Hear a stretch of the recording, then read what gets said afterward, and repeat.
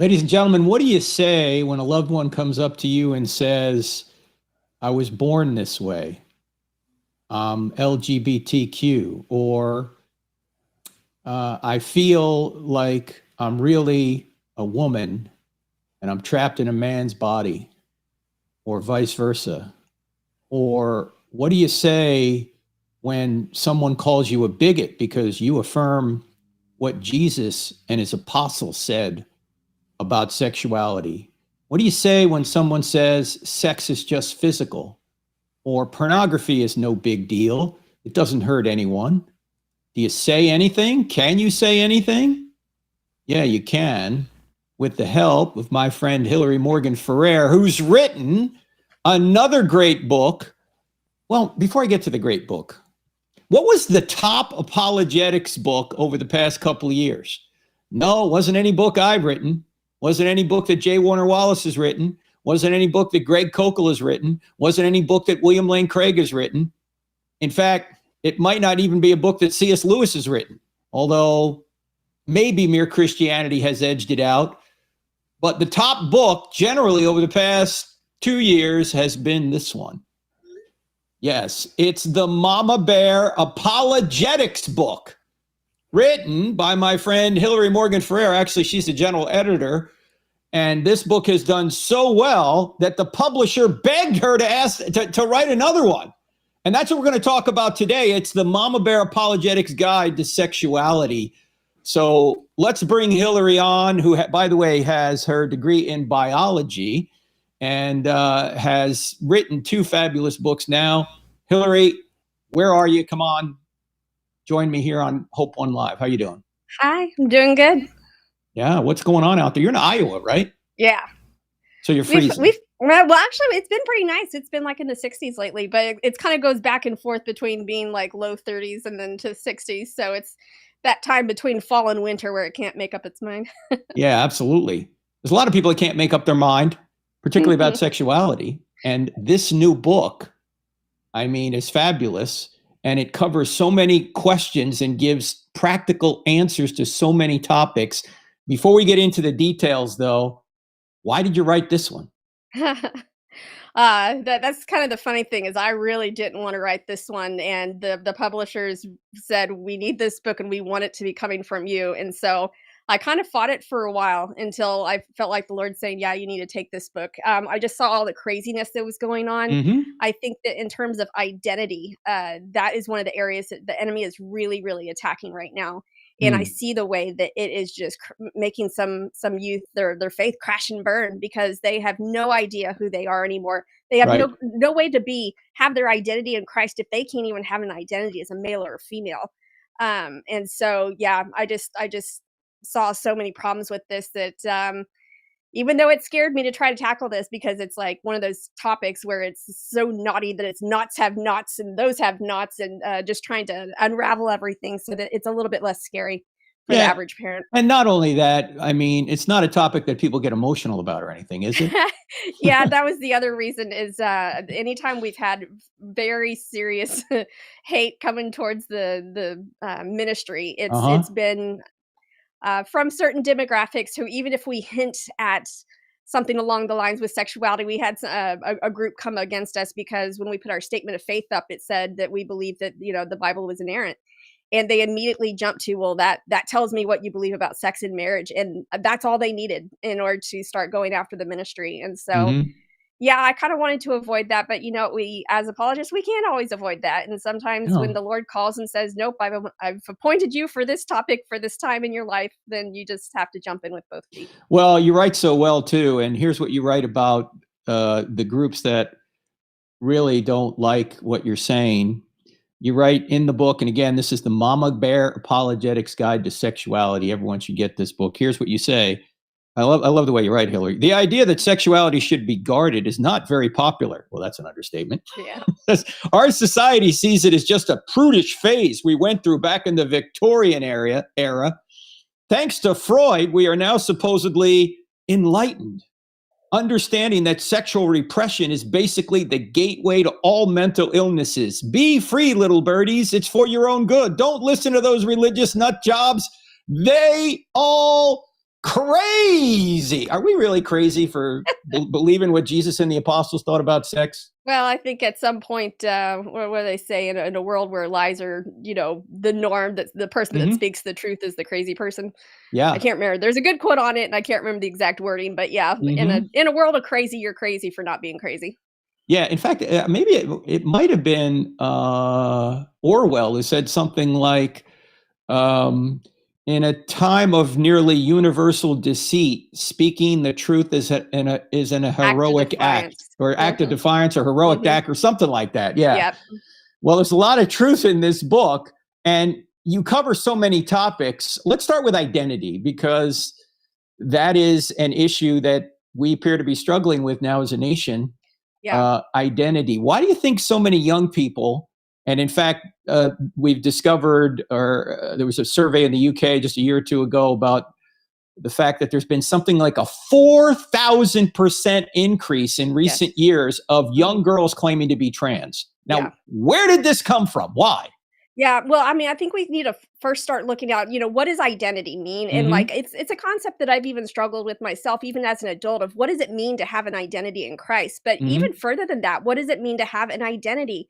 Because it's like we know that the teenagers, that's part of their job, is trying to figure out who they are apart from what people tell them who they are. And so it is a continuous process of trying on different things. Am I the jock? Am I the nerd? Am I the art person? Am I the choir show, theater person? It's like they kind of are figuring out who they are. And our gender and our sexualities were kind of these beautiful little pockets of knowledge that you didn't have to figure that out. That was already figured out for you. Yeah. So honestly, I think that what we're seeing going on right now is a really huge spike in anxiety.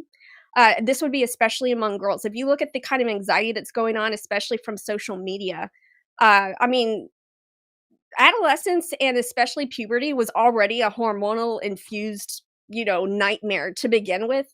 You add all the pressure of social media and everything on there, and there's just these levels of anxiety that I think our girls are having a hard time just really grappling with. And when you are told over and over and over by different YouTube celebrities and stuff that if you feel this way, it's probably because you're trapped in the wrong body, and we have the solution for you. I mean, I will just say, as a woman who suffered with anxiety in the past, that if someone said they had the solution and I didn't have to feel that way anymore, man, I'd be jumping. I would be taking whatever it was they were trying to sell me. And I think we're seeing that happen with a lot of our girls, because one of the things that people don't know is when they first go on to testosterone, it actually does alleviate the anxiety. And so it feels like it's working at first. Now, the anxiety comes back because it's like you can't run away from your problems. It's like you can medicate them for a little bit, but not forever. And so we're seeing a lot of detransitioning going on within those same girls.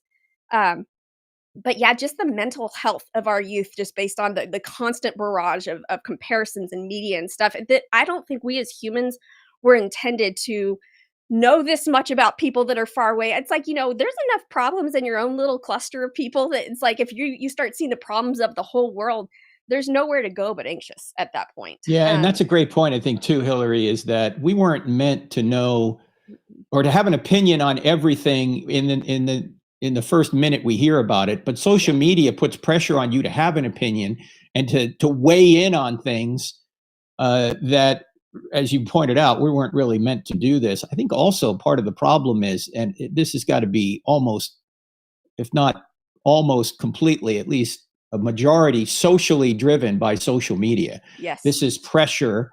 And look, when you're a teenager, even when you're an adult, one of the things you really want to do is you want to fit in, right? You want to be accepted. And right now, the place to get universal acceptance virtually is to claim that you're part of the LGBT community, because anybody who says, hey, this might not be good for you is going to be shouted down as some kind of Hitler.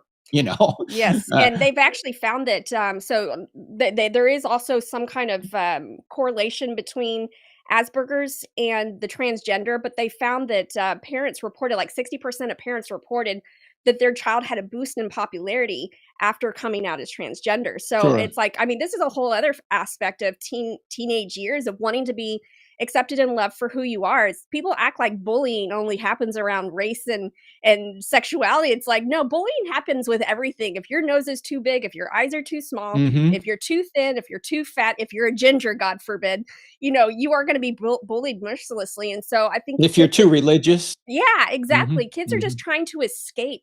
Mm-hmm. It's like even when I was young, at least you could go home and be away from the bullies, but now you can't even escape them there. And I think I've seen some correlations with research where they look at the mental health of young people and they look at the rise of social media and especially smartphones. And man, those two things are lockstep. The more you see Oh people yeah. using social media and the smartphones, and the anxiety is just following it right after that. And we're so addicted to our little screens that we start kind of diagnosing where this anxiety is coming from in other different ways. And if something sounds like it's going to be the solution, and if it feels within the first couple weeks like it's the solution, and you have all these YouTube people telling you, oh, it was the solution, everything got so much better for me after that, and you silence all the voices that say, I tried that and that didn't work, I mean, you just have a recipe for disaster. Ladies and gentlemen, if you're going to want to chime in on this conversation, what you need to do is go to crossexamine.org/guest, follow the cues, because in about 15 minutes, we're going to take video questions from you live on this broadcast for Hillary Morgan Ferrer, the Mama Bear Apologetics author, who's my guest today. But start doing it now, because it takes a few minutes to go through the process to be live here with us via video. You can also put questions in the chat, and we'll get to some of those as well.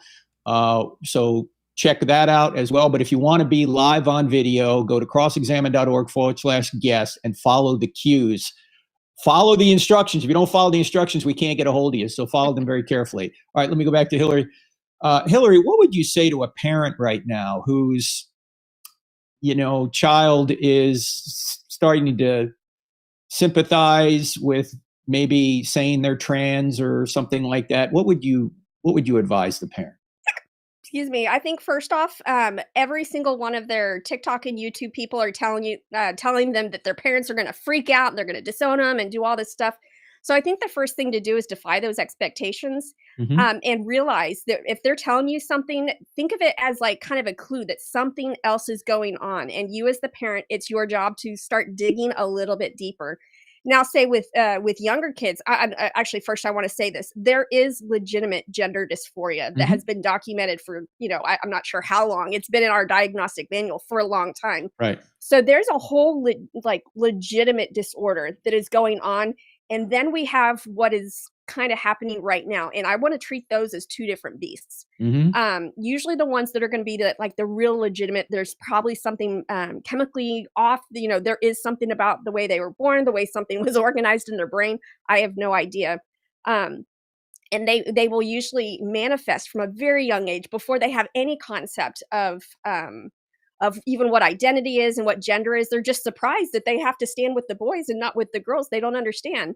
So I just want to say, we're not going to be addressing that aspect. And here, what we're addressing is kind of this cultural phenomenon that has come from this. So if we have someone who's starting to sympathize with transgender and starting to dabble with maybe I'm transgender, we want to find out where that's coming from. Number one, asking, why do you think you're a different gender? One of the things that we see with transgender ideologues is that they have made something, they've basically turned objective truth into subjective truth. They basically switch those two things up. And the thing that they hold is this unmovable fixture to which everything else revolves around is gender stereotypes, which is dumb because it's like we've had people fighting against gender stereotypes for, golly, the last 100 years or so. So if you are a girl and you like football or you like playing in the mud, well, maybe I'm more of a boy. So now we're making this gender stereotype as a fixed point, and my gender is now going to change based on where I am to this fixed point. Now, where we should be going with this is that gender is the fixed point. You were born, and I'm leaving the idea of intersex out of this. Intersex is a whole other Right. whole other beast. So we're not talking about intersex people. We're talking about people with normal genitalia who are now saying that I should be the opposite sex. Yeah. And so what we have to be doing is looking at, there's a range of ways to express your femininity and your masculinity. And we can recognize that in the past, we probably have pigeonholed people really, really hard into these stereotypes that they don't fit into. And so one of the things I encourage parents to do is to constantly be affirming your child with whatever interests they have. If they're a girl who loves rough and tumble, or if they're a boy who's like, I can't play with the boys, they're too loud. I want to be over here and being quiet. I like playing with, something quietly. Be encouraging them within their gender, within saying, oh, we need more boys that are like this, or we need more girls that are like this. I'm so glad that you're different from everyone, or I'm so glad that that you're, just affirming them in however they were made, and letting them know that they have a freedom of expression. We see that all over the Bible. We see, David. There was some ways that he was a manly man, but on the other hand, it's like he cried quite a lot, and wrote poetry and sang songs and played the harp. And then we have Jacob and Esau. Esau was like your burly man going out grunting and spitting, shooting stuff, and Jacob really liked to be in the kitchen with his mom cooking.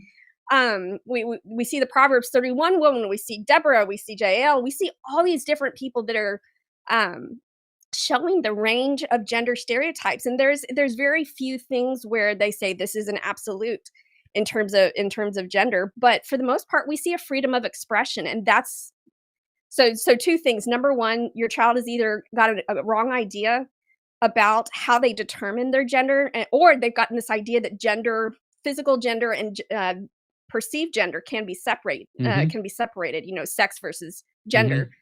Secondly, maybe start looking into, do they feel like they fit in? Do they feel like they have enough friends? I've heard stories of kids who, a girl got her hair cut too short and everybody started saying, oh, you're really a boy. Or she had a really good best friend and people started saying, oh, we think you're more than friends.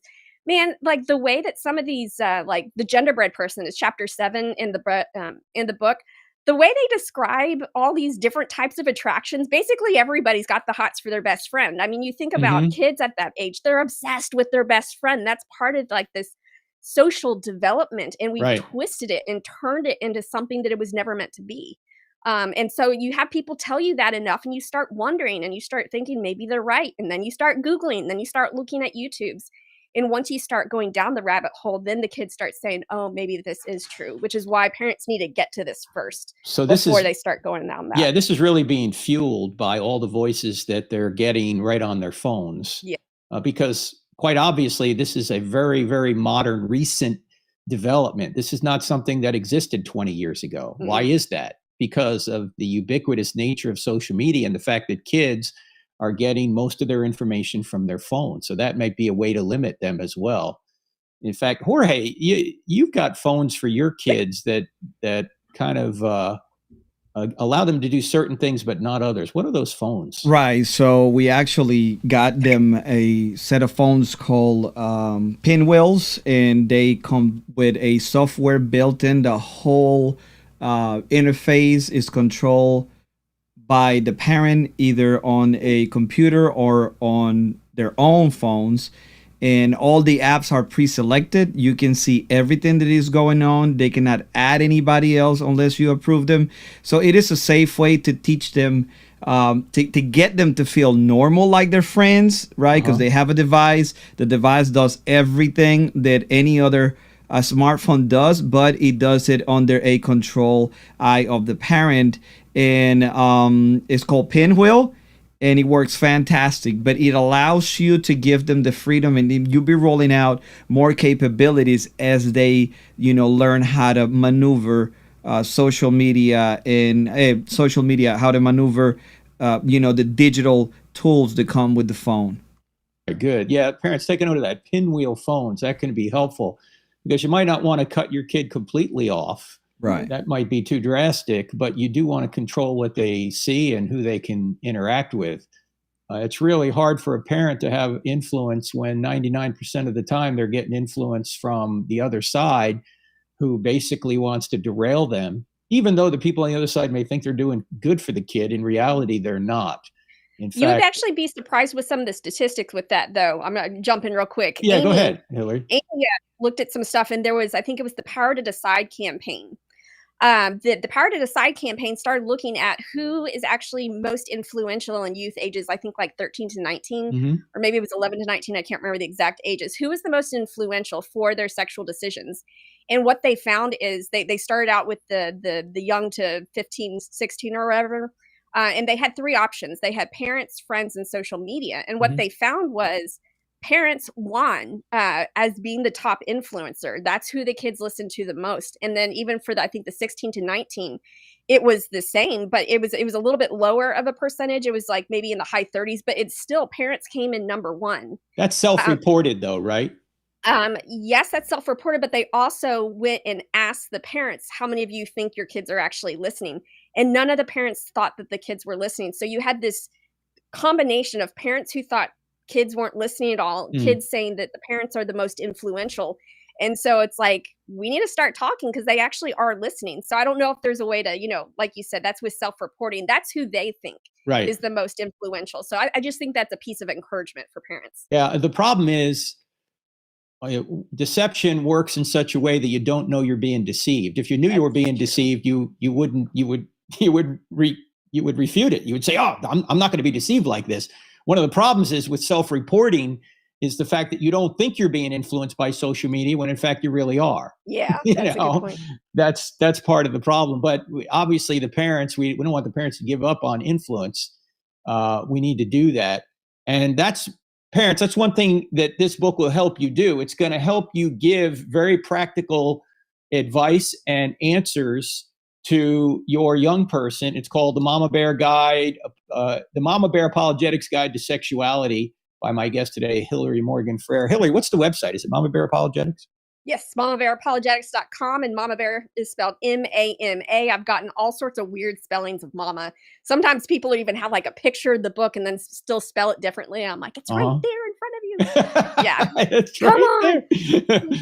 Now, this book, the first book, took the apologetics world by storm because parents, and my dad always used to say this, Hillary, used to say that things don't become important until they become personal. Yes. Right? Like, for example, you might not care about cancer, but if you or a loved one gets cancer, suddenly you're an expert on cancer, right? Yep. Same Absolutely. thing is true when your kids start leaving the faith or start coming home talking about things that you think you don't want them getting involved in. Then suddenly you say, well, how do I get answers to this, right? Yeah. And I think the Mama Bear Apologetics books are hitting a nerve for parents, especially, who are now realizing they just can't be neutral in this war for the minds of their young people. They're going to have to equip young people, their own young people, with the truth of Christianity and how to defend it. The easiest way to get picked off in a war is to not know you're in one. Yes. And now everybody knows we're in a war. Yeah. A war for the hearts and minds of everyone. And so we have to equip young people with the truth, because if we don't, they're going to go down the wrong road and get hurt dramatically. In fact, let me ask you this, Hillary. What do the statistics show about the outcomes of people who go down the transgender road? How do they fare in life in the future? How does that work out for them? Well, in terms of faring in life, let's divide it up into what the research has said in the past and what I expect it to say in the future. So what they've found with every single longitudinal study that they've done is that kids who are affirmed, or kids that, sorry, let me start over. About 60 to 90%, depending on the study, 60 to 90% of kids will actually outgrow the gender dysphoria. And I think there was 11 solid studies. I think we have a link to all 11 studies, and Deborah So talks about it in her book, The End of Gender. And for most of the kids, they will actually outgrow this. Now, there is something different here. That is for when you were trying to get counseling for the child to help their mind, to help them really come to terms with their biological body.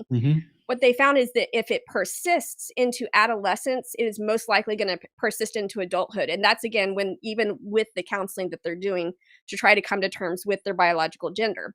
However, what we're finding is, since that now we are not doing anything, it's considered bigoted and wrong and transphobic to try to help them come to terms with their own body. And so what we're doing is we're automatically affirming through the puberty blockers, through the social transitioning. Social transitioning would be using the new pronouns, using a new name, all that stuff. And so we see once you start affirming it, they almost always persist. And when they persist into adulthood, when they persist into adolescence, they persist into adulthood. So that 60 to 90% statistic that we have right now is going to radically change. And basically, this is going to turn into a self-fulfilling prophecy of basically saying everyone who thinks they're transgender is transgender. In fact, there's a lot of social media, celebrities out there who have transitioned or whatever, that they even say, if you think you're transgender, you're transgender. It's like, yeah, I mean, I don't even know what you to do. You don't have a with choice. Yeah. If you think you're anorexic, you're fat. Yes, exactly. Right. Exactly. Yeah. That's just not true. That doesn't follow, right? Yeah.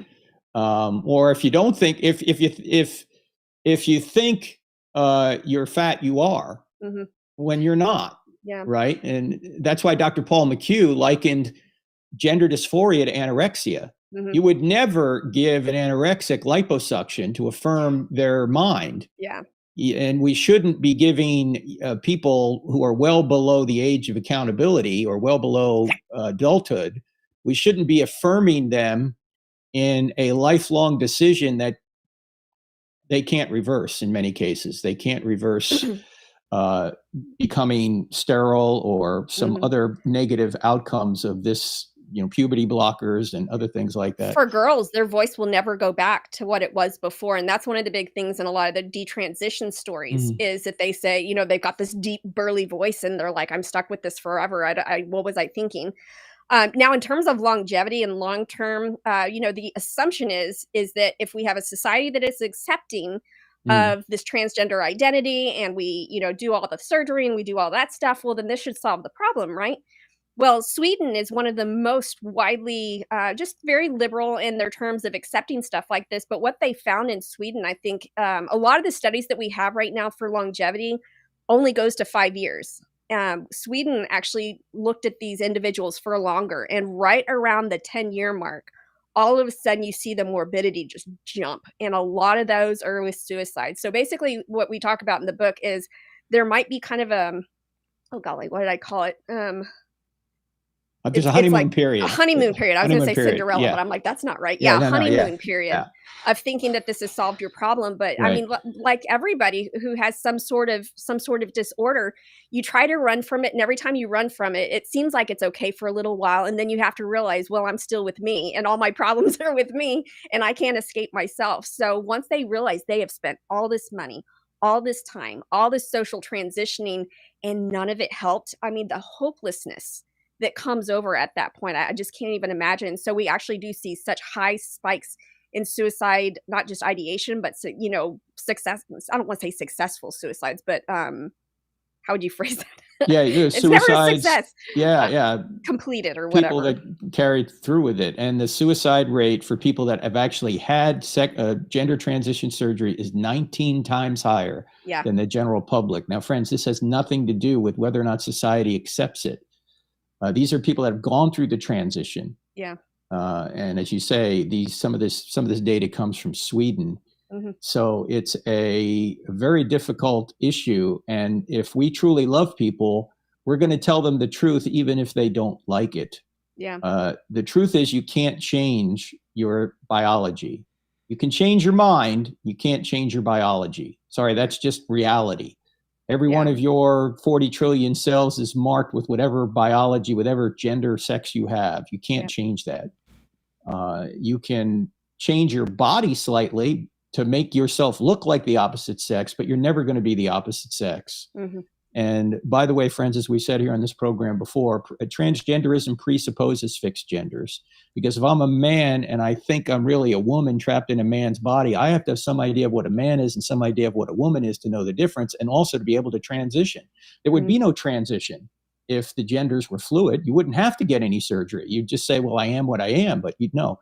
So it all presupposes what it denies, tragically. Now, Hillary, you mind if I pull off a couple of questions off the chat before we go to our video questions? Yeah, absolutely. I love the very first question. Well, go ahead. You read it, and it's from a super chat, Stephen. Frank, yeah. Before we go there, I want to tell everybody who submitted a question to come on live to make sure to check their email.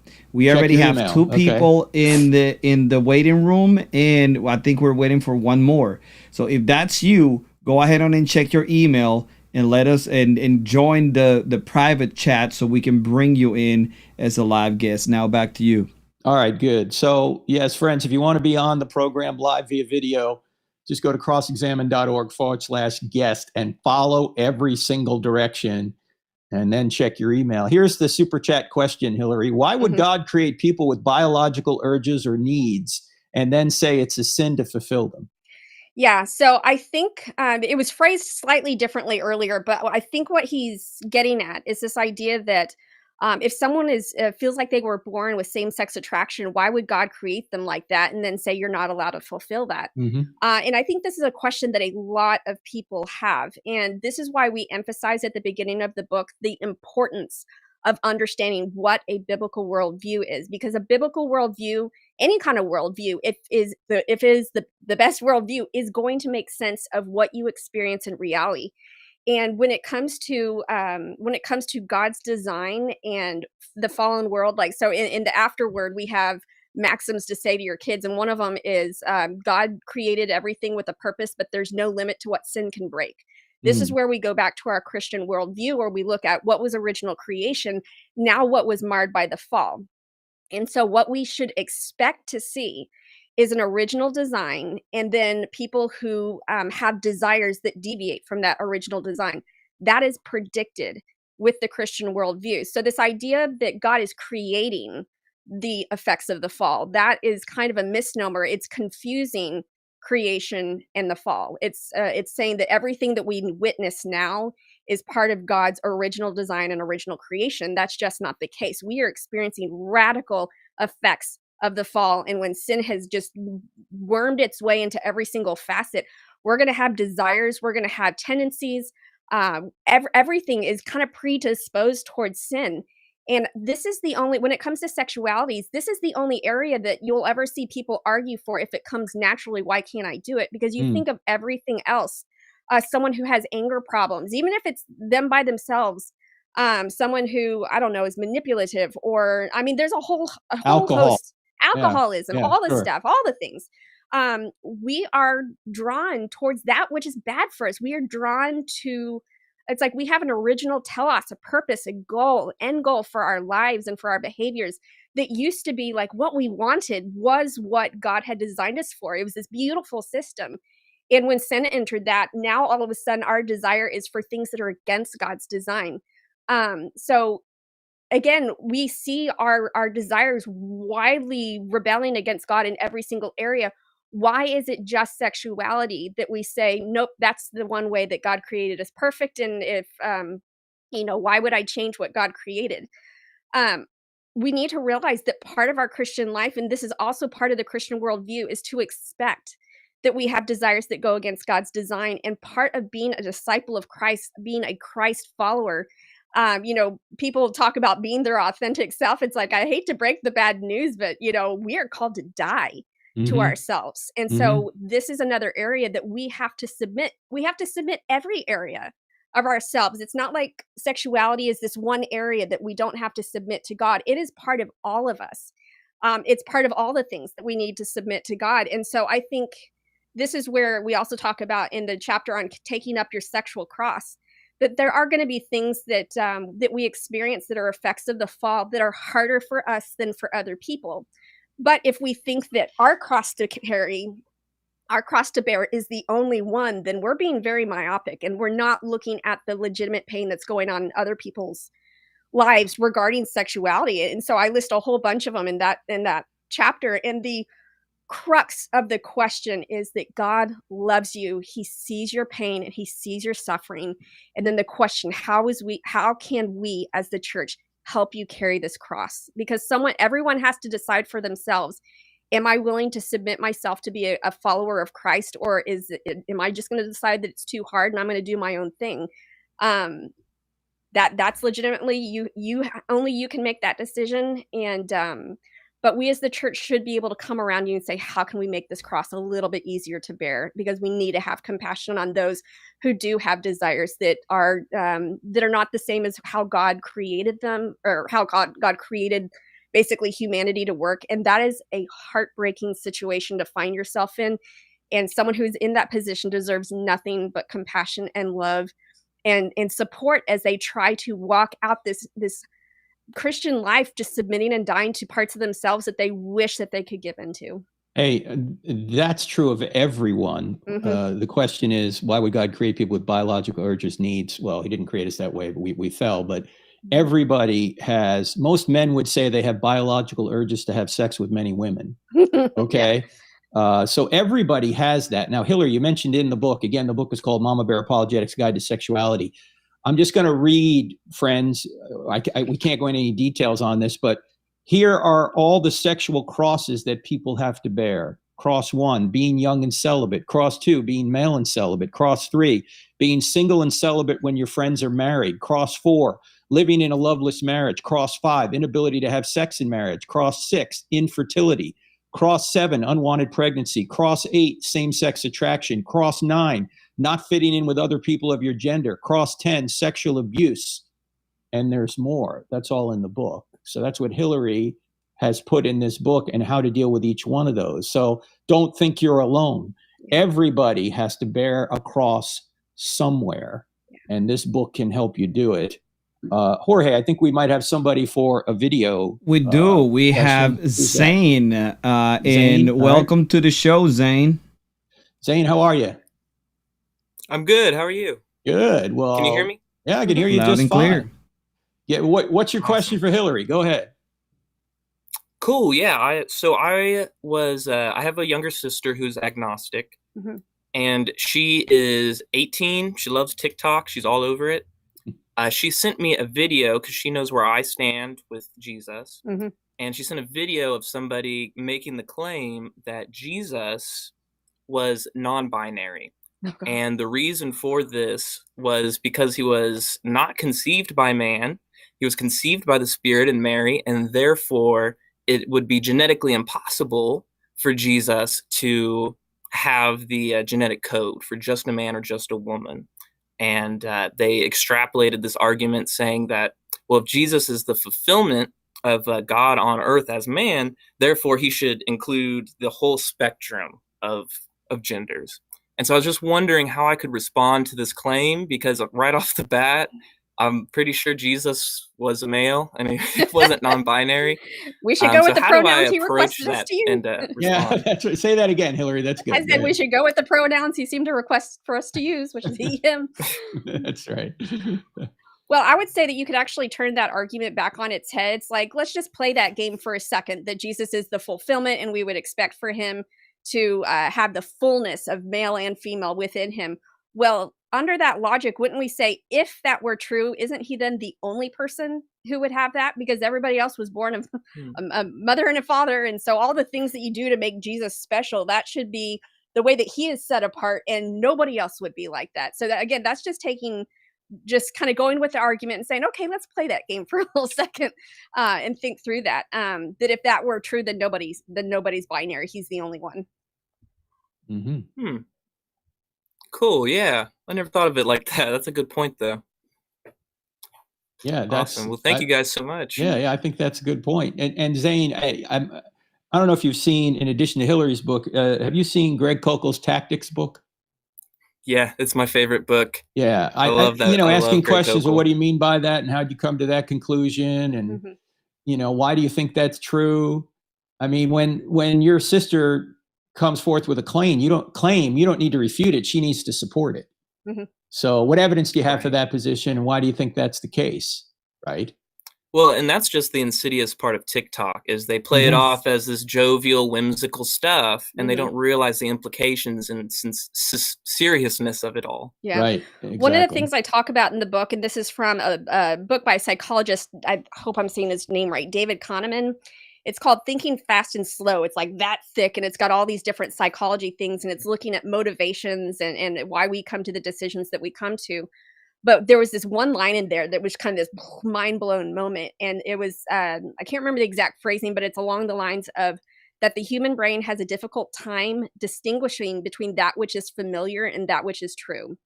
And so what we see going on TikTok and all the social media is they are hearing something over and over and over. And Frank, this goes back to what you were saying about how they don't know they're being influenced so much by this. But I think that's why we as parents need to be, and brothers, need to be almost saying this just as much, because like our afterword in the book is called "Things to Repeat to Your Kids Until They Want to Gag," and it's kind of jokingly going on this idea that they need to hear repetitively the truth of what Christ says about the truth of what the Bible teaches about this, because they are hearing on repeat through every single type of media possible all these different lies about identity. But yeah, I would say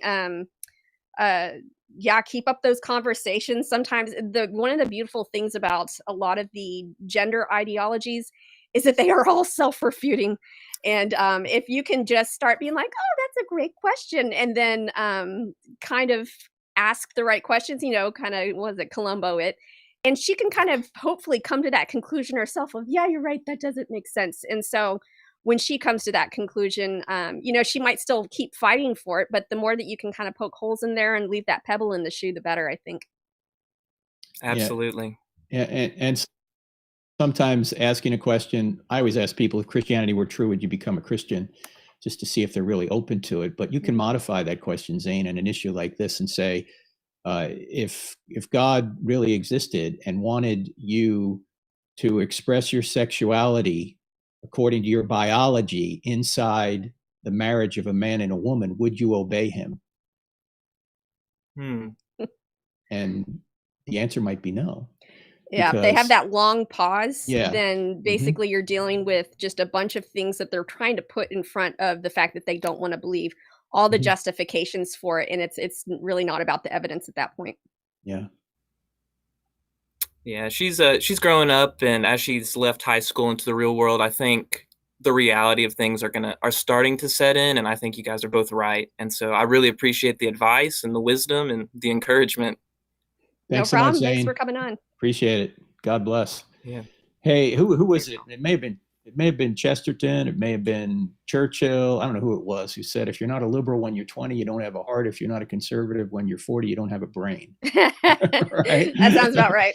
Yeah, somebody said that, because once you get in the real world and you go, well, no, this leftist stuff just doesn't work. As nice as it sounds, it's all well intended. Yeah. But it just doesn't work. It's not reality. So Jorge, who else do we got? Well, first of all, before we bring somebody else on, I got another question. Frank, yeah, I was gonna tell you, let's weave in the super chats in there if we can. We got a super chat here, Hillary. Is having a baby using sperm from a sperm donor or surrogacy considered a sin?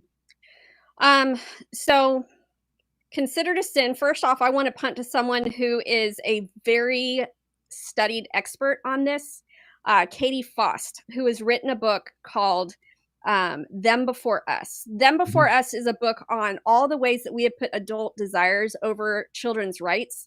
And she will argue that across the board, if you look at the outcomes, we're talking emotional outcomes, drug and alcohol abuse, suicide, academic performance, all the things that kids who do not grow up with a biological mom and biological dad are actually at a disadvantage across the board.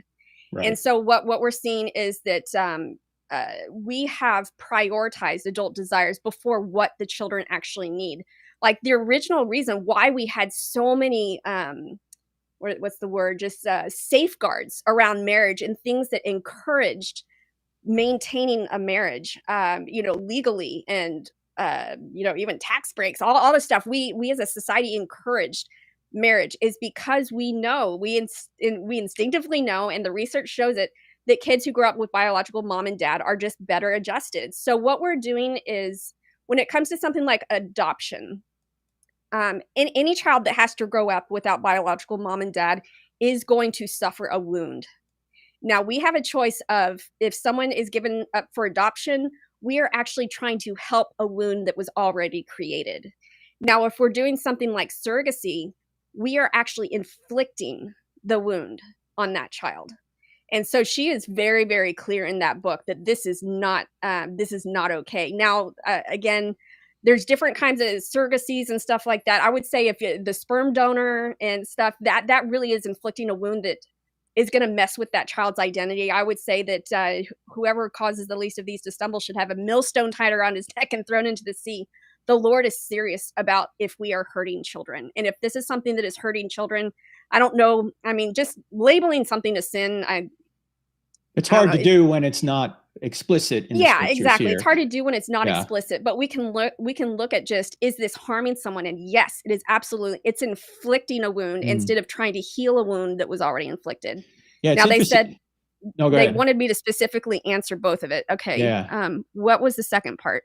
I'm not seeing it either now. a sperm donor or surrogacy. Surrogacy. So there's different kinds of surrogacies. If we're talking about a surrogacy where we're actually using the mother's egg, then I think we're still in the same situation. And by the way, Katie Faust on her website, Them Before Us, has a place for people to anonymously tell their stories of this wound that was inflicted on them from surrogacy, from adoption, from whatever, from divorce, from parents, same-sex parents, all of the things. And she actually comes from a background with that her parents divorced when she was young, and then her mom was in a lesbian relationship for the rest of, I think they're still together. So she comes from firsthand knowledge, but she also, has an adopted child. So she is really immersed in all of this. So I would say if we're having an egg donor, we're going to have the same issue of inflicting a wound. She would go so far as to say that say that you have a woman who just can't carry a child, and you take the dad and the mom's sperm and put it together and put it into a surrogate, that it's still kind of messing with the child when they're born, because they're so used to the surrogate's heart and voice and all these different things. I think that one's a little bit more gray, but she would still say that you're inflicting a wound, and we need to basically, we don't have a right to have children. This idea that everybody has a right to have a child, that's an adult desire that we need to put the kids first. And so, so anyway, that's how I would answer that. Well, and I highly recommend that book. The whole justification for abortion is what the parents want. It's all my convenience. We're sacrificing children on the altar of convenience. We have a little YouTube video on that, the altar of convenience, on the issue of abortion. It's not for the faint of heart. We actually show real abortions on that video, but it's on our YouTube channel, so check it out. All right, Jorge, we have another video guest. Yes, we got a video guest, and his name is Michael. And Michael, welcome to the show, man. Michael, you might have to unmute your mic there. He's ready. Michael, can you hear us? Michael, can you hear us? He'll have to mute his mic. Yeah, I actually unmuted him, but it doesn't look like he's got an audio going. So there you go. Can you hear us? Hi, can you hear me? Yeah, we can. Where are you, Michael? I can only see you. I can't see Frank, but thank you for having me. Sure. Where are you? Where are you calling from? I guess my question is, I have a 13, almost 14-year-old adopted daughter who I care about very much, but she's been struggling a lot with her own personal and gender identities, as well as sexuality. Yeah. And she lives with her mom most of the time. And I'm trying to do what I can from a Christian perspective of helping her, but she's getting a lot of advice from classmates, YouTubers, and even a therapist who's been encouraging her that she must be trans or be looking into these other identities based on the things she's saying. So just from that perspective, just what should I be doing differently? Because she's also experienced some negativity from a Christian community of, facing gloom and doom and, just being sent to, a bad place if she doesn't shape up. And it's just, she feels that just because of the way she is, that it's a scary thing for her to trust anybody from the Christian background because of that. She's been afraid to talk to me and other Christian family members because of that. Yeah. So I'm a little bit confused on that. You said she's an adopted daughter, but she lives with her mom. Is that an ex-wife who she's also adopted by that woman, or is that her biological mom?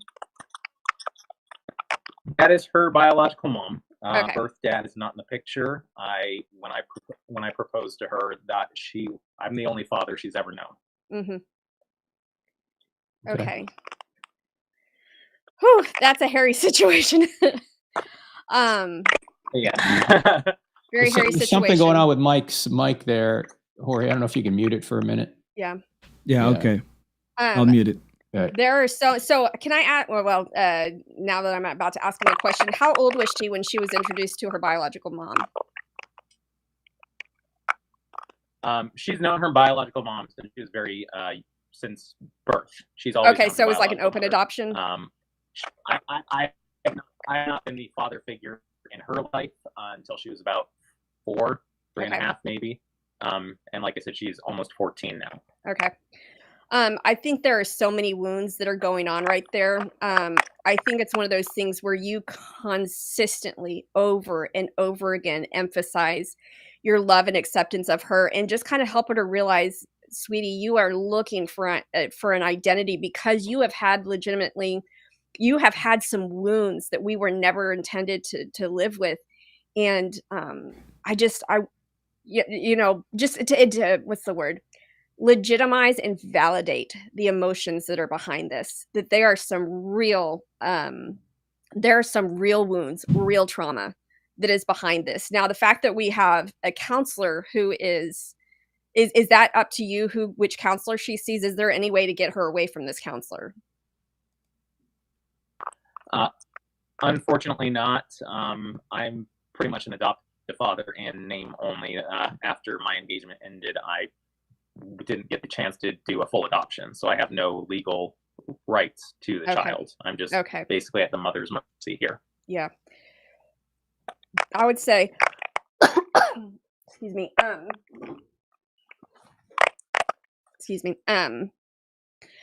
you can only do what you can do, and that is emphasizing unconditional love and telling her and just kind of having her expect these are some of the feelings to expect after a trauma like the one that you've had of not having the mom and the dad and being with your biological parents. And I would expect you would feel this, you would feel this, you would feel this.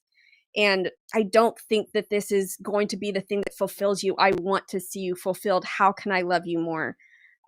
Without affirming something that I don't believe is true, that I think is going to be hurting you. And I really think that, your hands are kind of tied on this one, but one of the things that I've looked at while studying, especially within the area of different sexualities, is the number one thing that I think that changes whether or not a person is willing to actually listen to what God says is whether or not they see God as good.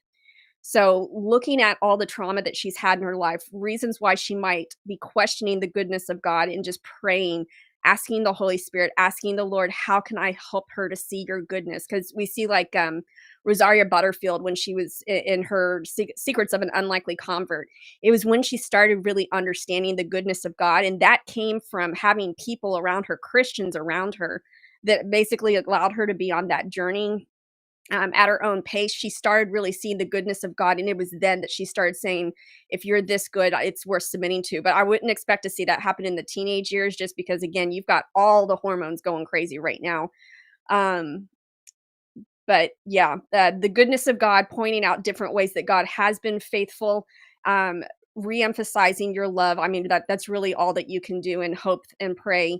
And just be praying over this, because this is also a spiritual battle that's going on. But I encourage you to read maybe like Christopher Yuan's book, or go on and look up the testimonies from his mom. His mom fasted for him like once a week for 20 years. That's a long time. That's a long-term commitment right there. I truly believe that fasting really does break down spiritual strongholds, but he was able to turn around, and he came back to the Lord. And I think part of that is because of the faithfulness of his mom to continue to pray. So you use the tools that you have at your disposal. You can't step outside of the boundaries that someone has, already given you, but you use what you got, and then you have to give it to the Lord. Because if you take this on as your own personal failure, if this she doesn't come out of this, then that can just destroy you. You need to be able to do what you can and give it to God. And I know that's easy to say and hard to do. Mike, one of my first pastors had a saying. You very much. I appreciate it. He would say to his kids, "There's nothing you can do that will make me stop loving you." Mm-hmm. But love does not mean approval of behavior. In fact, to love people, sometimes you have to stand in the way of behavior, negative behavior. And so if you truly love people, you will affirm their good behavior and not affirm their bad behavior that's going to take them down the wrong road. So love has to be properly boundaried by morality. If it's not, then it's not love. It's enablement. You don't want to enable somebody to go down the road that's going to actually hurt them. So all the data shows. Seeing you, I'm not seeing Frank, so I'm not sure if he's talking. At this point he might not even be able to hear me. Sorry, Mike. Okay, well, her advice. Can you is better actually? anyway. I was gonna say, can you hear me? No, he's not probably hearing. not. Am I the Hillary, only one that you can hear? yeah, I don't know why is that. I think he's on his phone, so something wrong with his phone. Here right now, you're the only person I'm seeing on the chat. All right. When you say you, are you mean me? Hillary? Okay. Yes. Okay. All right. Well, thank you, Michael. Sorry we had that technical trouble. Let me pull a question off of the YouTube again here, Hillary. Okay. What is your advice for a married couple with one a Christian, the other an agnostic, who completely disagree about the gay and trans movement? How should the Christian one deal with teaching their kids about these things? Yeah. So I've had so many women come to me with this that we actually have a private Facebook group specifically for women who are unequally yoked. And so if you're a man, sorry, I can't add you to that. That's just a bad idea. But if you're a woman and you are unequally yoked, then I would say reach out to me on the website and I can try to get you hooked up to that group. That is a really hard one. We know that the Lord values marriage.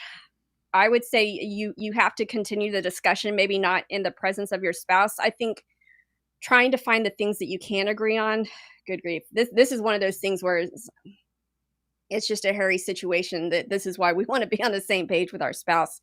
It might be one of those things where we talk to our spouse and say, what is something that we can agree on? And we're going to emphasize that so that we have peace in our marriage. If they are willing and wanting to have peace within their marriage, then they're going to want to work with you on this. And finding something that you can agree with. But at the same time, we can't stop teaching God's design to our kids. I would also be looking into, depending on the age of the kids, looking into what are all the unforeseen consequences, what are all the ramifications of if we go down this whole gender ideology. And like I said, it's so beautifully self-refuting that there's so many ways that it's just a schizophrenic movement where it contradicts itself all over.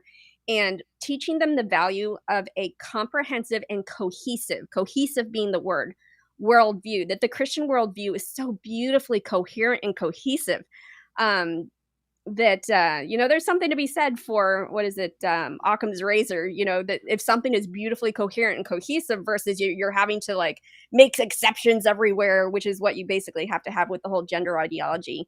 Value the good and the true and the beautiful and the simple. And God's design really is a lot simpler. But yeah, that's a hard one. I would say whatever you can do to find out what you can agree with your spouse, and then maybe come to an agreement that we're going to stick mostly to that. But yeah, we can never, even if they don't want you to talk about what God's design is, we cannot be quiet about that, just as the guardians. But yeah, communication with the spouse, I think, is important.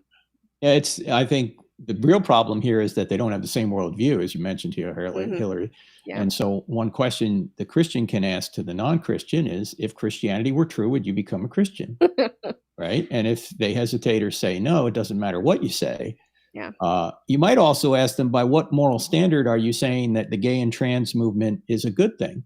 Mm-hmm. Because they don't have any logical grounds, any moral grounds by which to say it's a good thing or it's wrong to be opposed to certain sexual behaviors. Mm-hmm. They have no moral grounds. Now, unfortunately, people don't really think this through. They just, whatever they say, they think is right without any grounds for that.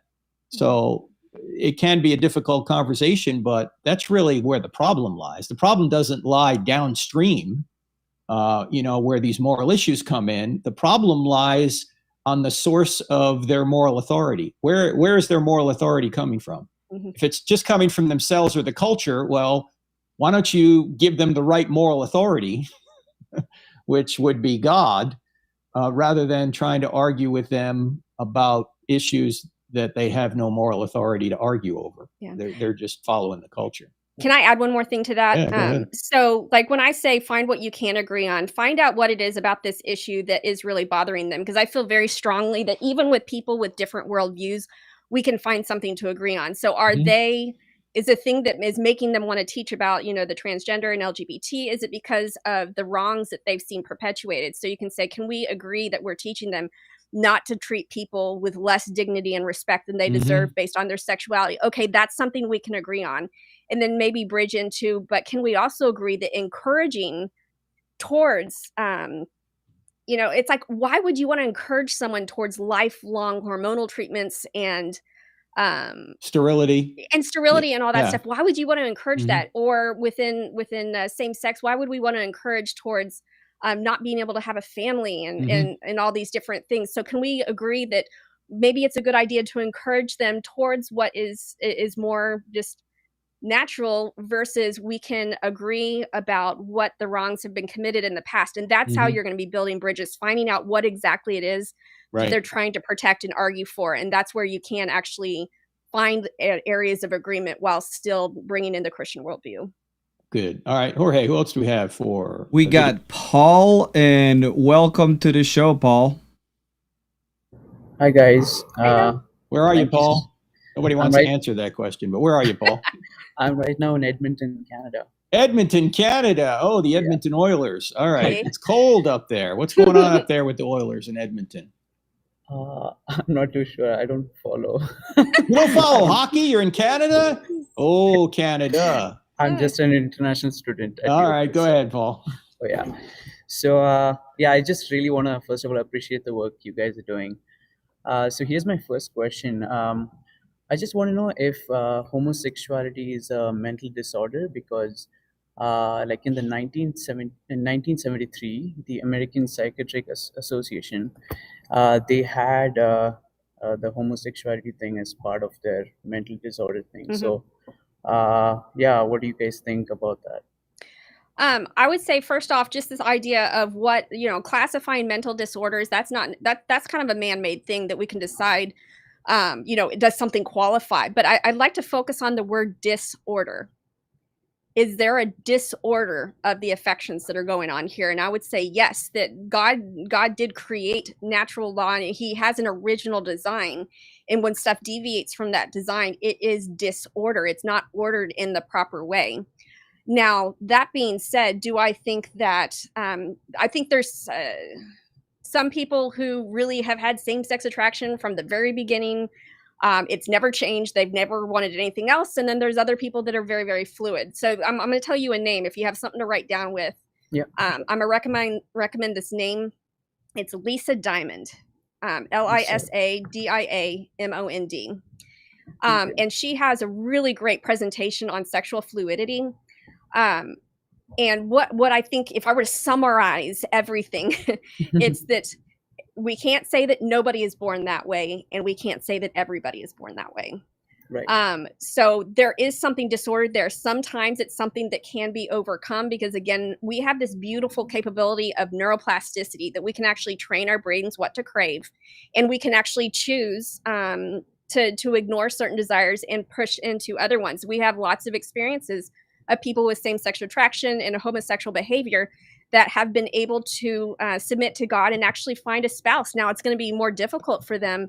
But again, there's other ones that they were never ever able to overcome that. So again, there's a whole bunch of different factors that go into that. And I actually discussed this in the same-sex attraction book that we have. You know, what do we mean by orientation? Like, what are things that actually shape our sexuality versus being born that way? And as Christians, even if we did find some gene where someone was born that way, does that mean that we disregard the fact that we're supposed to submit everything to Christ? Right. I'm trying to remember the original question. Oh, yeah. So the disorder, I would say that we have done a disservice to the homosexual community by taking that out of the disorders. And I'll say why. Let's see. There's, oh, golly, what's the name of it? The APA? No, it's an article that I cite in the book. Oh, John brought me the book. Okay, I'll see if I can. Actually, Frank, could you look? Yeah, you're looking for an article in Mama Bear Apologetics Guide to Sexuality? Well, Yeah, you could just get the book. Well, anyway, you it's go. talking about the epidemic of loneliness within Okay. the homosexual community, Mm. and that you almost never see homosexuality by itself. It is always, so there's a word that everybody, it sounds really bad. It's called comorbidity. Comorbid just means that you have different disorders that are all present. And when they took homosexuality off of the list of things that were disorders, what they didn't do is they didn't recognize that there is a whole bunch of other things, namely anxiety and depression and suicidality, all these different things that usually accompany homosexuality. And so there's a lot of people who are not getting the treatment that they need because they have basically, for political correctness, wanted to say, well, no, that's just a normal part of the human spectrum, but it's ignoring all these other things that are going on at the same time. And so in that article, The Epidemic of Loneliness, it really talks about how they say, we always thought it was when the bullying stopped, we'd be fine. Or we thought when we could get married, then we'd be fine. And we thought that when people accepted us, when we'd be fine.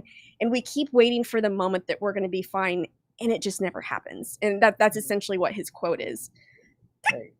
So should we add it back into, I think we might be too far past that, but I think we should definitely be looking at other things that are going on. Paul, why is that an important issue for you? Yeah. I mean, I have a lot of friends who are in the LGBTQ community, and I just wanted to know, like, if there is any other way, like a naturalistic sort of explanation, without necessarily having God in the picture, to sort of explain to them why it's not normal or something.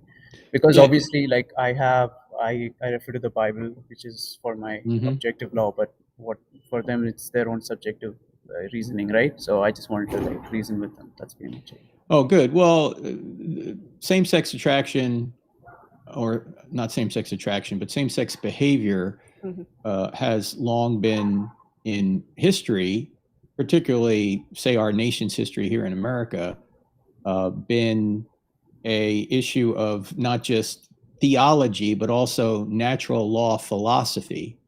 And as Hillary was pointing out before, it's a design argument to say that men were made for women and women were made for men. And it would be against that natural order for two men or two women to try and engage in some sort of sexual act. That's why years ago it was called laws against nature. Right. But of course, that presupposes that there is an author of nature, and there is a certain right way to live life and a certain wrong way to live life, because there's a purpose to life. Without purpose, you can't say anything's right or wrong, right? That's You right. can't say anything's good or bad. So all that presupposes teleology and purpose. Now, one of the problems that some of the gay activists have is, on one hand, they'll say they're atheists, and yet on the other hand, they'll say they have rights. Well, look, you can't have it both ways, because rights can only come from God. If they come from men, they're not rights, they're just preferences. Right. And so they want to have it both ways. They want to say, I have a right to such and such a behavior, but God doesn't exist. Well, you can't justify things that way. In fact, there was a famous article written by an atheist Yale professor back in 1979. I think his name was Laff, L-A-F-F. I'm trying to remember the name of it. Tim Keller was referencing it in a sermon recently. And he was pointing out, as an atheist, as soon as you say that there is no God, you have given up any right to suggest anything's right or wrong, or that anyone has any rights. And he's right about that. And he was an atheist. He was just pointing out the obvious, if you really think about this. It's like that old schoolyard taunt. Who says, right? Who says this is right and this is wrong? There's got to be an objective source of rightness that we're obligated to obey. Otherwise, nothing's right or wrong. Yeah. Totally. Can I add something to that as well? So you're saying you're wanting to look at it from, not bring God into it. So the number one thing people are going to say, that when you're looking again at the comorbidities with same-sex attraction and other things like the anxiety and depression, and body dysmorphia, you name it, it's got correlations there. Is they will a lot of times argue that, say, well, yeah, that's because we're in a society that still looks down upon that. If we were just more accepting, then all that would go away. I would start looking at some of the European countries and seeing if they're having the same statistics, because if they're having the same statistics in a place where this is considered totally normal, then this goes beyond just not being accepted. And secondly, I don't know Frank, how graphic can I get on this show, or is it mostly adults? Yeah, it's mostly adults at this point. It's so late. Go right ahead. Okay, very good. I would also look at the biology of male on male sexual activity. So if we look at the design of the vagina, it's a continuous membrane, and so it is meant for penetration. And you're not going to do a lot of damage unless you stick something weird in there. But when it comes to the anus, it is not a continuous membrane. You actually have a muscle that's on top, and that's why it's like if you are continually putting things that are too big in there and pulling it out, you can actually have like your rectum and that muscle fall out there, having to like cram back in there. And I mean, just all sorts of bad stuff. If we were to look specifically on just a health perspective of what is going on, the types of bacteria that are in that area, the types of membranes, the types of blood vessels, the ways of getting just infections that are down there, this is a health risk. And so we don't even have to bring God into that to be talking about this is not a good idea. Form follows function. That was not meant to have something large put inside of it from the outside in. And basically, you can start looking at it from just a really practical perspective, which is one of the reasons why I love studying science, is because I think that, God's design and his intention for things is everywhere. And it can be defended a lot of times through the science when the science is done well.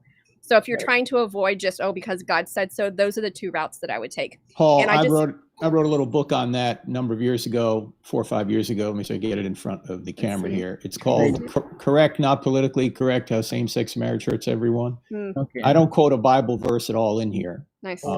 But it's basically dealing with the questions that you're asking here. Yeah. So you can get it on Amazon, but as soon as they find out what's in it, they'll ban it. But anyway, get it now. Awesome. Thank you so much. And the article I was trying to remember, it's called Together Alone, The Epidemic of Gay Loneliness, and it's by a guy named Michael Hobbs. So Together Alone would be the thing to search for that. It's a real good eye-opening article. It's kind of long, but it's really great.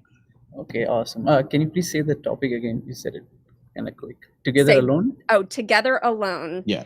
The Epidemic of Gay Loneliness. Okay. And it's by Michael Hobbs, which is Hobbs or BBES, one of the two. Okay. Yeah, by the way, Paul, that's one of the 10 crosses that Hillary mentions in her book, the Mama Bear Mama Bear Apologetics Guide to Sexuality, that people have to bear. One is same-sex attraction, right? So it's something that everyone has a cross to bear somewhere. Yeah. Right? Totally. Yeah. Thank you, Paul. Thank you so much for having me, guys. Absolutely. Yeah. Stay warm up there in Edmonton. Right? Yeah. And if you want to make it with the locals, the Oilers are a hockey team. Okay. All right. Okay. Definitely learned them. Yeah. Got that. Yeah. And the greatest player ever was Wayne Gretzky, who brought 4 or 5 championships to them. Okay, even 80s. I know that. So you need to know that. All right. Okay. Check it out. Yeah. See you guys. All right. Thanks, Paul. Let me pull one more off the list before we go to our next guest. Should we call people by their preferred pronouns, Hillary? This is a hard one. And if we're dealing with kids, this is where we're dealing with a truth issue. So, I think there's more wiggle room with calling them by a different name, because a name is something that can be assigned and reassigned. It was something that was assigned at birth. And so that isn't as much of a truth issue, but especially, I'm talking in terms of kids, which is usually my ministry, but I realize I'm talking to adults right now. I think that speaking untruths is just a step away from affirming untruths and actually starting to believe it yourself. I kind of advocate, and this can be difficult, for always just using the name and never using a pronoun. Just always calling them by their name. And I think that takes practice, but we recognize that it is going to be offensive to people if we do not recognize their preferred pronoun. I think this can be an area where we have to ask the Holy Spirit for specific what he's wanting us to do in this situation, because I don't think we can make one big hard fast rule. It's like the Holy Spirit's going to decide how he wants to love this person. When it comes to younger kids, one of the things that I've heard from kids that have detransitioned or adults that have detransitioned is they had someone in their life that refused to use the name or the pronouns, and they hated them for it. They hated them, but they said it was a tether to reality. And so there's something to be said there. But on the other hand, there's something to be said for saying something that's not true. That if you really have a strong conviction that I have to speak truth, then yeah, just stick with whatever name that they're trying to say and try to avoid that. So again, this is one of those areas where I think the Holy Spirit needs to be involved. And I know that people like to have hard, fast answers, but I really think that that's one of the ones where the Holy Spirit has to guide you, and you have to know how to listen and how to ask and how to receive from the Holy Spirit. Yeah, I think sometimes asking questions is better than making statements. So one question you can ask somebody who says, hey, use my preferred pronoun is, do you consider yourself a tolerant person? Right. Of course, they're going to have to say yes. And then you can say, great, because if I have an opinion that's different from yours, you'll tolerate it then, right? Okay. So if they get mad at you, then suddenly they've gone back on what they've just said. But another question you can ask them is, do you think people should force other people to disobey their conscience? And you're probably going to get the answer, no, that would be wrong. And you can say, well, I love you so much that I don't want to disobey my conscience and lie to you. Yeah. Okay. I'm not doing you any favors by telling you something that isn't true. Yeah. And I can't do that anyway. So I hope will respect my point of view, just like I respect your point of view, but neither of us agree with one another. That's fine. We can move forward that way. And I think also asking them, just saying, I really want to have a relationship with you, and I don't feel comfortable doing that. Will you still allow me to love you, and will you still love me if that's something that I just feel convicted about, and kind of putting the ball in their court of saying, I want this relationship with you. Sure. And basically, if they want to cut you out of their life because of this, that it's got to be their decision, but you are the one that, as Paul says, as far as it depends on you, live at peace with all men. Right. Just begging for that relationship. But that doesn't mean you enable people to go down a road that's going to hurt them. Correct. Which is why it's like you say, this is my line. I can't do this. Will you still love me in spite of this? Yeah, because can we still be friends? Because I love you, I can't do that. Yeah. All right, Jorge, we got another questioner. Who would this be? Yeah. And here we go. Let me see. Let me bring him in. And now we got Fred. Welcome to the show, Fred. Fred, hey, where are you? Evening, folks. Right around your neck of the woods in Charlotte, North Carolina. Charlotte, North Carolina. This man is a smart man. He's got his Christmas tree up. Look at that. Look at that. We're festive here in Charlotte. That's why I appreciate you having me on and taking my question. And Hillary, I have to start by saying props to a fellow Jesus-following biologist. Yeah. There's not enough of us, man. Yes. But my question is really, when can we start having this conversation with our kids? I have that's good. 2 young kids, early and mid elementary school. Just finished reading Abigail Schreier's book on some of these topics, and being a dad, very scared, right? Hey, Fred, the leftists are already having that if they're going to public school, right? In kindergarten, they're giving them the gender unicorn. Oh, it's earlier than that. It's in all the cartoons. Yeah, so I don't think it's now. I don't think it's ever too early. And it's one of those things where maybe you start by affirming just how much you love that they're a boy or they're a girl. And if they do something that's gender typical, then you say, oh, you're such a boy or you're such a girl.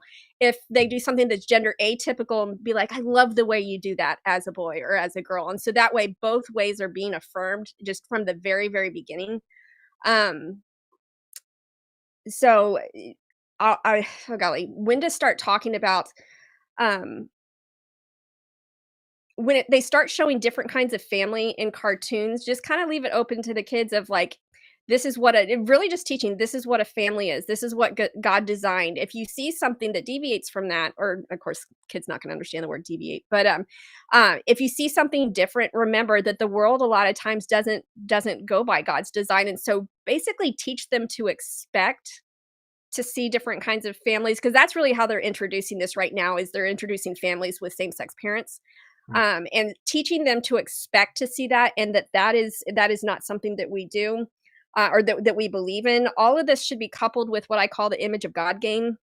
That sometimes kids have this idea that if someone is acting outside of God's design, I call it the little kid you're going to hell syndrome. Every single parent that's trying to teach God's design and what's right and wrong inevitably has their kid go up and declare that someone's going to hell. I totally did it as a kid when the girl across the street from me dressed as a witch for Halloween.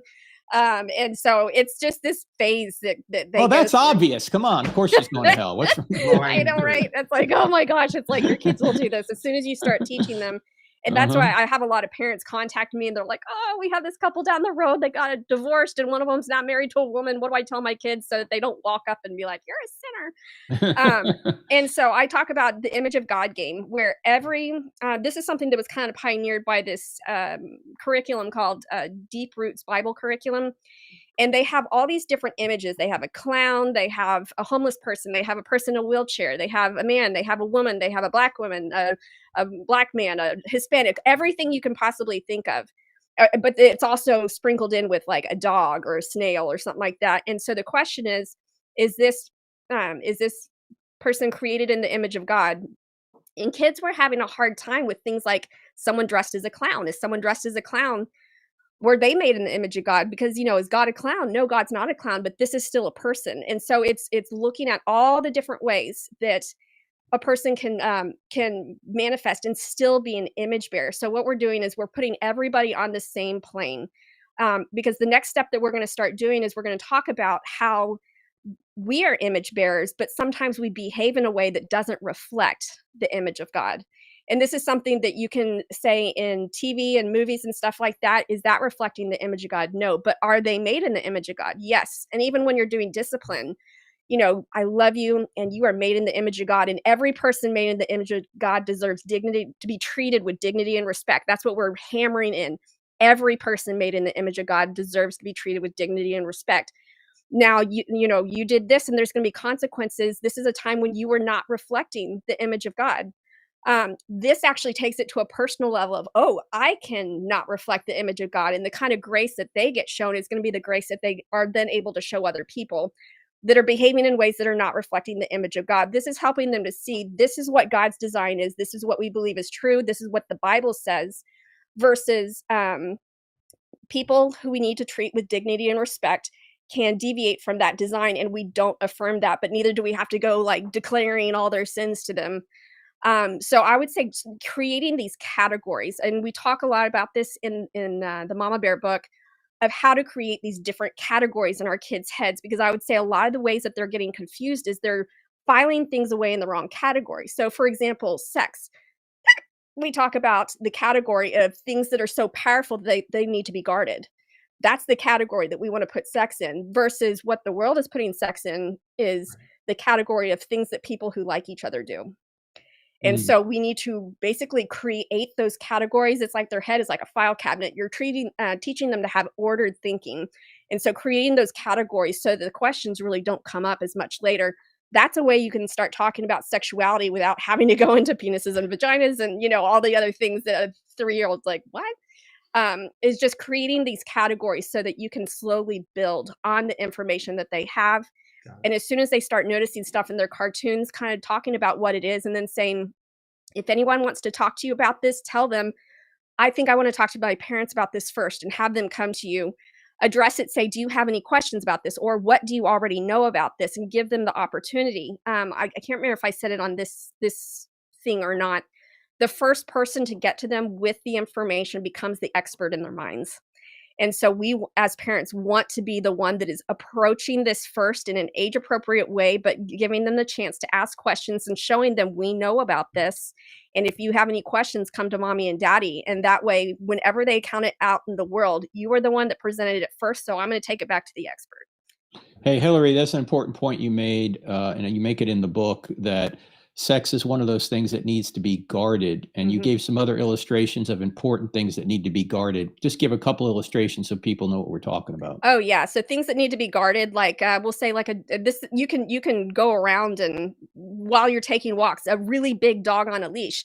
He's so powerful, and it could be dangerous that needs to be guarded. That needs to be controlled. Or nuclear weapons. Those are so important and potentially destructive that they need to be guarded. Or the Mona Lisa is of such value that it needs to be guarded. It's behind glass. It's behind all these things. Things that have value and things that are capable of being destructive when misused are always carefully guarded. And that's the category that we want to put sex in. Things that are so valuable, or our bodies are so valuable, but then also things that kind of have the power to create and destroy if they're used improperly. Like Mm. it has the power to create in terms of the bond between husband and wife, in terms of children, but it also has the power to destroy. I just kind of sometimes have, play this game in my head of how many problems in our society would just poof, go away if we followed one simple rule. Everybody only had sex with their spouse. We get rid of adultery, which gets rid of a lot of divorce. So we get rid of a lot of abortion. We get rid of a lot of the heartache and the mental illness from having. I mean, the list goes on. So this is something that is incredibly powerful to create or destroy, and it needs to be guarded because it's that powerful. Hey, Fred, have you heard this game called Spot the Lie that you play with your kids? Have you heard of this? Maybe vaguely, but not I specifically. think Oz Guinness was the first one I heard about it from. He said you could be watching a program with your children, and you could say, okay, you get an ice cream after this if you can spot 3 lies in this program, right? And so the kids are like, oh, where's the lie? Is that a lie, Dad? Is that a lie? And so it's a fun way of teaching right and wrong without having to crack open the Bible and say, okay, kids, sit down. Let's have another Bible study. Yeah. You But also can do training this. vigilance too, it sounds like. What's that? But also training vigilance as well. Yes. Yeah. There's So- if there's one that you want to try this out with, I remember I was so excited for this to come out in the theater, even though I'm a totally grown adult. Just all the ads, I was like, this is amazing. It's animals and they're singing. It's that movie Sing. And I was horrified through that whole thing of just how many times the main character told lies. And so I recommended to parents, get a bucket of popcorn and tell your kids, and this would be like, the kids' version of a drinking game, and tell your kids to take a bite of popcorn every time a character lies. And those kids are like, oh, that's it. Oh, it's again. And so it was kind of this fun way of spotting it. So yeah, like going off of what Frank said, spot the lie. The movie Sing is a great one. You will be finished with that entire bucket of popcorn. Awesome. Does that make sense, Well, Fred? you. Yeah, thank you for taking my question. And Hillary, I just want to say thank you. I've been an amateur apologist following Frank for a while, and your books have really gotten my wife and I having some awesome apologetic conversations. So Good. I appreciate your contribution. Thank Good. you. Thanks so much, Fred. All right. Appreciate it, brother. From Charlotte, right here. Yep. All right, Hillary, we're about out of time. Okay. So just pick one more question off there, and then we'll wrap this thing up. There's any question you want on the stream there. We've got a few more sitting There's out a there. couple of very oddly specific ones. Yes.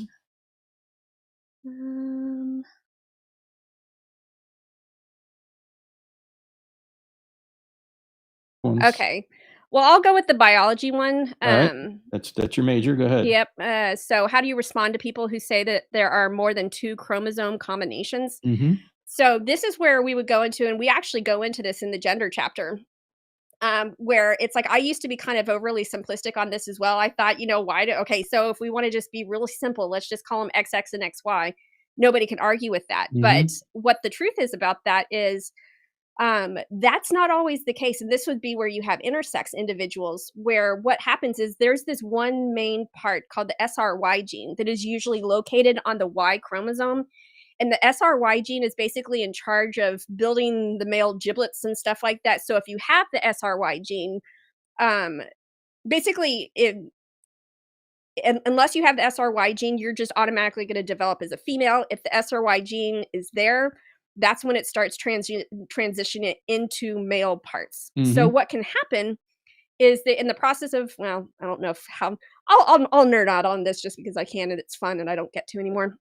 In the process of meiosis, where it is doing basically, it's shuffling all the chromosomes, sometimes you accidentally have that SRY gene jump ship from the Y chromosome to part of the X chromosome. And in that case, you can have an individual that is XX, but actually develops as a male.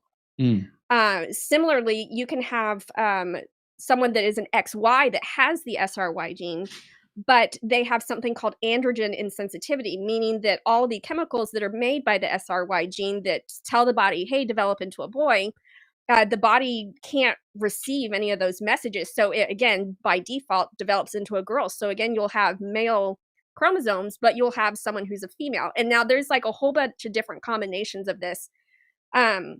But that's why I think that we need to be careful about oversimplifying this, because there are genetic anomalies. Okay, Again, let me that just say goes- something about that, because I think that word is key there. Mhm. That's the key. It's an anomaly, or it Yes. is what we used to call a birth defect. It's Mhm. not it's not supposed to be that way, but since we live in a fallen world, sometimes this happens. Sometimes people are born deaf or blind or Yeah. with a club foot or whatever. Mhm. And we wouldn't take those issues or those conditions and say these are conditions that we ought to subscribe everyone. This is a to. variation of normal. No, it's Yeah, not. yeah, that's right.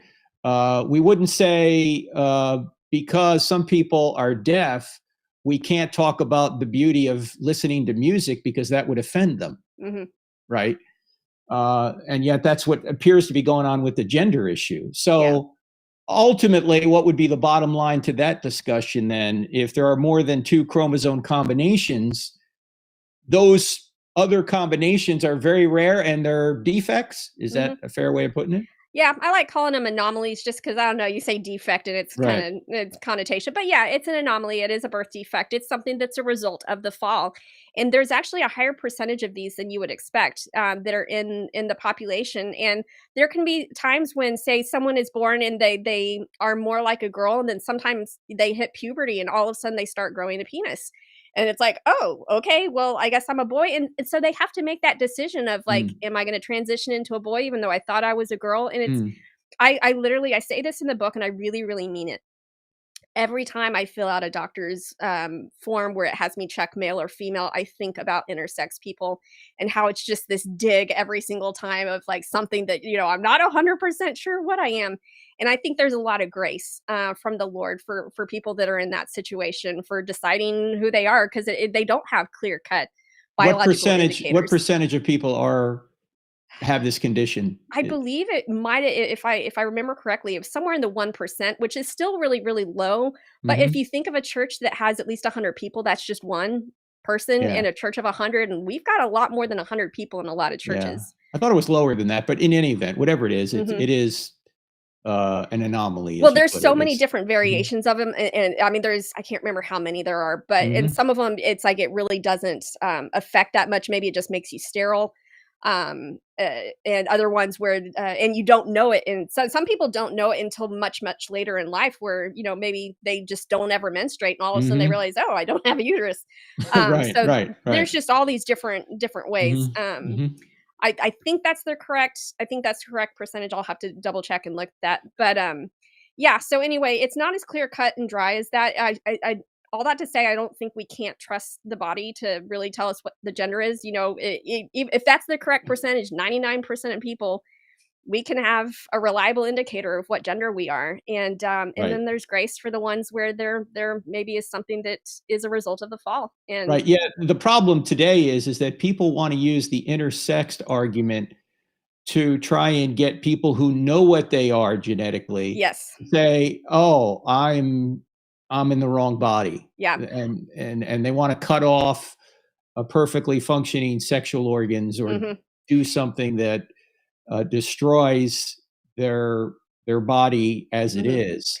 And this is important to note that the Intersex Society of North America, so I recognize that's just, to us here in America, but they are specific. They say on their website, we do not affirm the idea of a third gender. We don't think that's helpful. We think that's more confusing to our kids. And so if anybody had the right to advocate for a different, another gender, it would be them. And yet they're saying, we don't think this is helpful for our kids.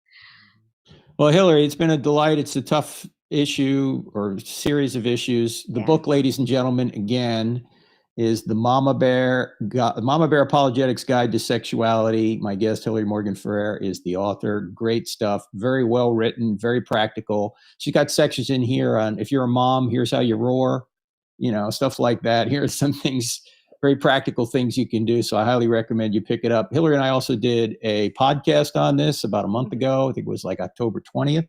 The I Don't Have Enough Faith to Be an Atheist podcast. You can go back and listen to that. I think there's a Mama Bear Apologetics podcast too, isn't there, Hillary? Yeah, Haven't recorded this year because of all the surgery stuff, but we're hoping to get back into it in the new year. And how about Facebook page and all? You got all that going? Yep, we got Facebook, we got Twitter. I stay away from Twitter. Amy does Twitter. I think it's the wasteland of America. We have Instagram. I interact a lot on there. So yeah, any of those. We don't do TikTok. That just seems like a black hole that I don't want to go down. All right, Hillary. We always end with this question because this is a show about hope. Where do we really get our hope from? I think this is my own. I think this is scripturally sound, but it's also my own personal thing. My hope comes from the fact that this world is not my home, and that nothing that I endure in this life, it goes to waste. It is all going to show up in the life to come, and that my identity in Christ is based upon what would a citizen of the eternal kingdom behave like in a world like this, and knowing that even though it feels like it's a long time and the suffering is real, just knowing that there is going to come a day where I would say personally, I don't have to be in this unhealthy body anymore, and all the things that I struggle with will be gone. And we are living for that time, and we have been promised that life is to come. And so I would say that is what my hope is in. If we have hope in anything other than the fact that Christ came, died, rose again, so that we could have life eternal, if our hope is anything in this world, it's going to disappoint the life to come. That is where our hope is. That is where our salvation is. And that is what we are living for in the now and in the here and now. Amen. Thank you, sister. Hillary Morgan Ferrer, ladies and gentlemen, MamaBearApologetics.com. Check her out. And we'll be back hopefully on another Thursday night, maybe just before Christmas with another Hope One. But thank you, Hillary. Thanks for giving people hope in a very difficult area. Absolutely. Also want to thank our whole team for helping us with the questions, Phoenix, Diego, Jorge, and we'll see you back here in a couple of weeks, ladies and gentlemen. God bless.